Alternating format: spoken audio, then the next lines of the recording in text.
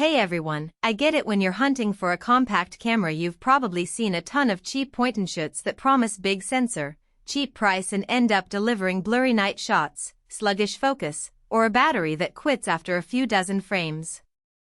The regret of that kind of purchase sticks with you because you end up lugging a bulkier phone or a bigger DSLR just to get decent results. So today we're looking at the Fujifilm X100VI in silver and asking whether it feels like a smarter buy, or if it's just another pricey gimmick that will sit dusty.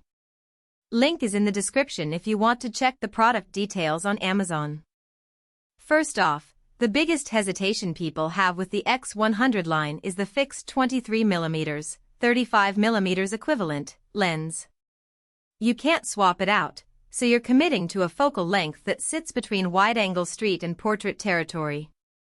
If you've ever tried to frame a tight portrait with a 23mm, you know the feeling of "I wish I had a little more reach."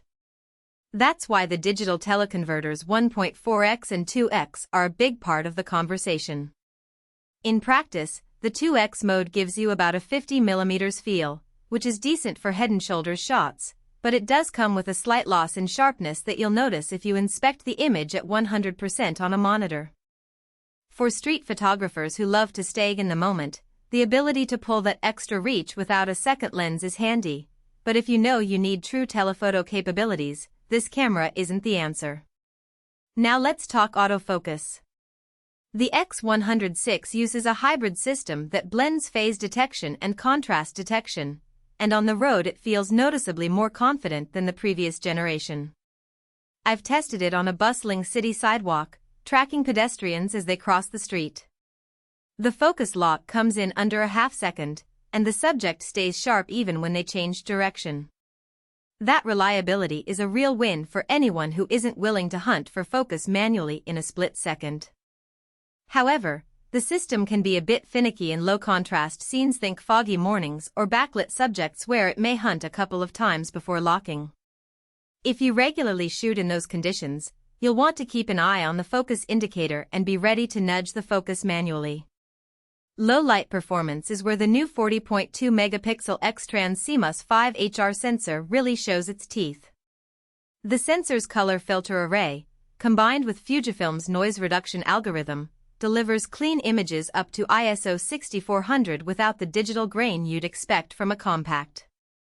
I took a series of indoor venue shots at a dimly lit jazz club, and the images retained detail in the shadows while keeping the skin tones natural.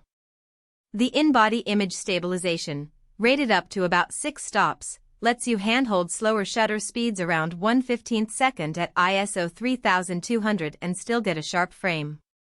That makes the X100VI viable for handheld night street work, a scenario where many other compact cameras would force you to raise ISO into the noise-marred territory.